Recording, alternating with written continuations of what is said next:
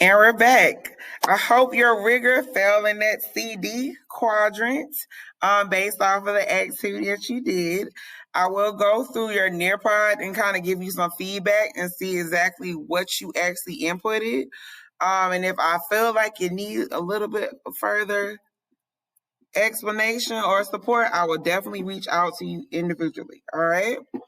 Okay, so the next portion of the presentation is just actually locating essential resources. So what you will do is on the next nearby slide, you will actually complete a little activity where you're going to actually drag and drop the following items or where you will actually find them online. All right. So number one, I'm going to ask you, where would you find CFAs? Where would you find the learning progressions? Where would you find like unit plans or even lesson activities for your particular course? Where would you find the HMH resources? Where would you find lesson plans? And where would you find PLC documents? All right. So what I am going to do is actually come back and I'm going to show you where all these things are. And then you just complete the activity on the next Nearpod slide to tell me where these things are. And here we go. Okay, I'm back. All right, so the very first thing that's up are CFAs. So find a CFA, you can go to two places. Number one, you can always go to Illuminate, but Illuminate could be a little clunky sometimes when you're searching for CFAs. So Henry County did a lovely job by creating Henry Connects for you to easily go in and actually identify what CFAs you need to give. So I'm going to show you by clicking into Henry Connects. So I'm going to use U.S. history as an example. I'm in U.S. history. We're going to go to, let's see if I'm on block. Let's just say by now, I should definitely at least be maybe on at least unit 3. I'll just do that. So here you go. You got your unit description. You got your standards and learning targets. You have a lot of different items down here. You have unit planning documents, which give you different like lesson activities. You also have links directly here to your HMH resources. So if you didn't want to necessarily go through ClassLink, that's where most of your HMH resources are housed. But if you don't want to necessarily go through ClassLink, you can always go through here and get to the exact information that you want to actually get to. And click on the different lessons that pertain to that unit. All right. You also have different unit planning guides and all these other resources and activities that you can click on that pertain to this particular unit. And the CFAs, what we were looking for, are always here at the bottom. So you want to make sure, which they know here, that you log into Illuminate first, and then you click on here to get to your exact formative. Because you have to be logged into Illuminate in order for this to sync with it. So once you click on this, it'll take you to that particular formative in Illuminate, and you can pretty much do everything that you need to do as far as assigning it to the students, grading, looking at the data, all that good stuff. So if you need an Illuminate training, come see me. All right. So that is the CFAs. Also, there are additional student resources here at the bottom. And we'll go over the lesson part of the next section of the presentation. All right. So let's go back to our slide. The progressions are also what you saw in Henry Connect. So if I go back to Henry Connect, I went to block. You see my units. They tell you how long you need to stay on the unit. So just in case, I'm going to kind of go back and share you what I'm talking about. These are your progressions here at the top. course, we're on block, so it says block 1, block 2. And if you see here, if I'm in unit 3, it only tells me that I need to be on unit 3 for 1.5 weeks. So with your pacing, you got to be really creative. Of course, you want to make sure, let's just say if I'm going down here, even with progressions and staying on target, I want to kind of mention pacing a little bit. Let's just say with unit standard 5 is a big standard and a hefty standard. I can only really get to it in a week and a half. So I need to make sure that I'm planning to cluster a lot of these things and really with U.S. history, it goes into a progression, but I know in some other areas, you have to really kind of move some standards and elements around with like topics in order for it to make sense. But with U.S. history, if I wanted to actually cover standard 5, let's just say in 3 days, I may actually have the kids do a actual hands-on task or a project that would combine this or put them in groups and have them do presentations that would explain each element of the standard, but we're doing it in 3 days. And I'm putting them on a time limit so we can kind of move through it and everybody can kind of get what they need, but all information can be covered.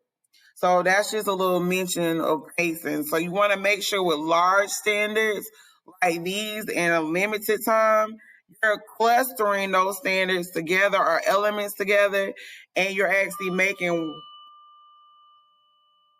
one large big task for the students to work through in a certain amount of time. And you got to make sure they stick to that time limit. So that's just a little small tip there. I'm going to go back to this slide as well. Lesson activities, as you saw as I went through, you see numerous planning guides, numerous resources you can always use if you kind of like don't know what you want to do. Again, the HMH resources are also in Henry Connects, but they're also available through ClassLink. That's probably the easiest way to get there, to get to the physical copy and see the whole thing holistically. And also to grade whatever assignments students actually submit.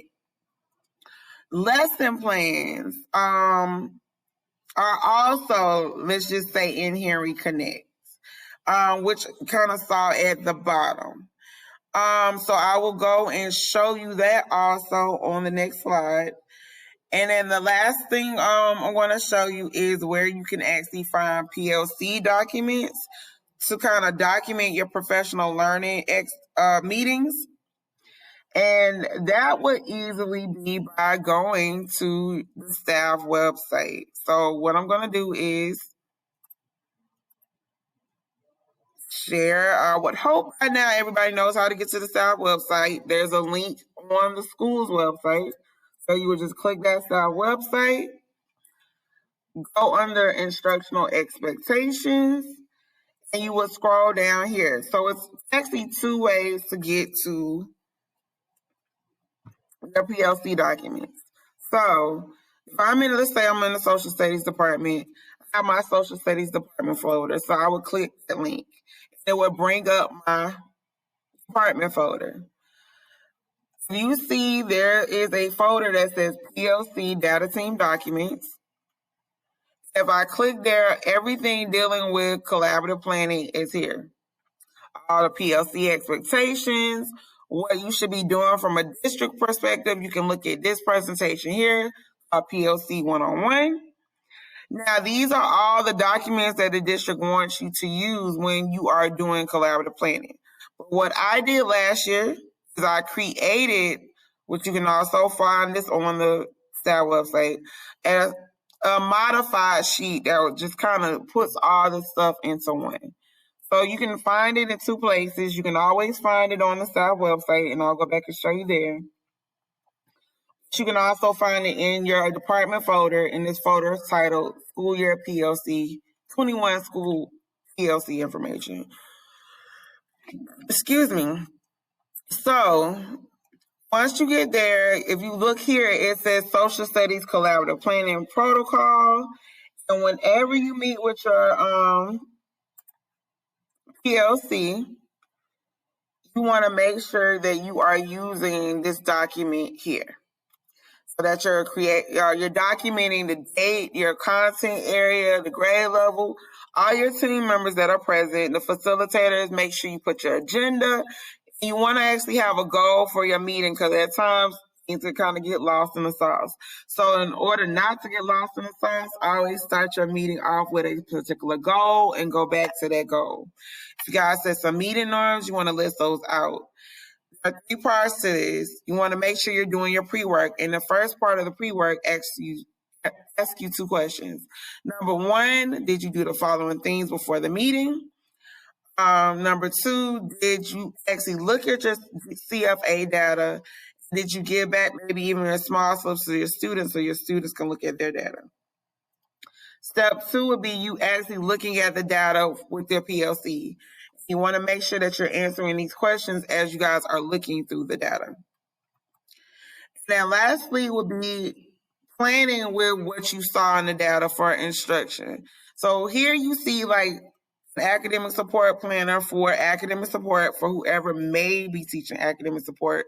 So whatever concepts that you're actually seeing as a PLC that you guys need to work over, that teaching academic support may want to pull those things out to go over and review. And you might want to document them on this planner. We also have our lesson plan here that you can fill out, but you don't necessarily have to use this lesson plan anymore, because there's an easier lesson plan for you to use in Henry Connects, which I will show you on the next portion of this presentation. Okay, so I'm going to recap, because I know that was a lot, on where you will find these following items so you can complete your activity or task. Number 1, CFAs, you will find those in either Illuminate, but you don't want to necessarily use Illuminate. Go straight to Henry Connects. So I'm looking for Henry Connects. Progressions, you will find those also in Henry Connects. Lesson activities, also in Henry Connects. HMH resources, you can find those in Henry Connects, but you would want to definitely go through ClassLink, because that's really the full portal of the resources and where you can grade and kind of do everything with your classes. So when I say HMH resources, I'm looking for ClassLink. Lesson plans, also Henry Connects. PLC documents, you're going to go to the STAF website under Instructional Expectations, and you can go down to PLC documents and find the new PLC document that's modified, and it'll make a copy for you in your PLC. But you want to definitely go to your department folder to find all your folders, because one thing I didn't do, let me go back real quick, is once you actually fill out this document, let's just see, you see is U.S. history and a world history PLC folder. Once I fill this document out, I want to make sure I upload it back to my content area folder. So if administration or the leadership team needs to make sure that you are meeting and documenting your professional learning meetings, they will go to your folder. So make sure you always upload those things back into your folder. All right. And that was pretty much where you would find all of these activities. If you got to go back, because I know I talk kind of fast, go back. And so you know exactly where all those things are located. All right. So good luck on your task on the next Nearpod slide. And I will see you back for the third part.